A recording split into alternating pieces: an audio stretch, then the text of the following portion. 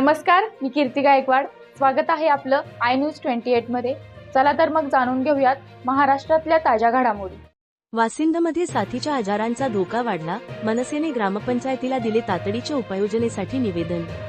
सध्या पावसाळ्याचा हंगाम सुरू असून ठिकठिकाणी साचणारे पाणी व कचऱ्याचे ढिगारे यामुळे विविध साथीजन्य आजारांचा धोका वाढला आहे. नुकतेच कल्याण येथे डेंग्यूचा प्रादुर्भाव वाढल्यामुळे एका रुग्णाचा दुर्दैवी मृत्यू झाल्याची घटना समोर आली आहे.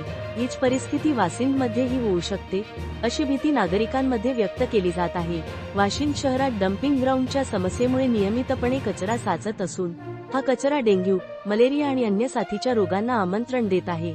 ग्रामपंचायतकडून या समस्येकडे अद्याप गांभीर्याने पाहिले जात नसल्याचे चित्र दिसत आहे.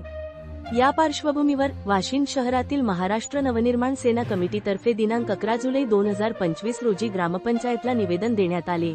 या निवेदनात पावसाळ्यातील आरोग्य धोके लक्षात घेता तातडीने शहरातील ठिकठिकाणी औषध व जंतुनाशक फवारणी करणे, कचरा व्यवस्थापन योग्य प्रकारे राबवणे आणि नागरिकांना स्वच्छ व पिण्यायोग्य पाणीपुरवठा सुनिश्चित करणे अशा इतर काही उपाययोजना करण्याची मागणी करण्यात आली आहे. या उपाययोजनांद्वारे नागरिकांचे आरोग्य सुरक्षित राहील असे मनसेने निवेदनात नमूद केले आहे. विषयाचे गांभीर्य ओळखून ग्रामपंचायतीने तातडीने कारवाई करण्याची मागणी मनसेने केली आहे. पावसाळ्यात साथीचे आजार रोखण्यासाठी प्रशासनाची सज्जता अत्यंत महत्त्वाची असून वेळेत उपाययोजना केल्यास गंभीर परिणाम टाळता येऊ शकतात. त्यामुळे ग्रामपंचायतीने पुढाकार घेत नागरिकांच्या आरोग्याच्या सुरक्षेसाठी तातडीने आवश्यक पावले उचलावी अशी अपेक्षा मनसेचे शहर अध्यक्ष अमोल बोराडे यांनी व्यक्त केली आहे. इंडिया न्यूज 28 साठी संजय तलवडकर, शहापूर. मुख्य प्रतिनिधींची रिपोर्ट.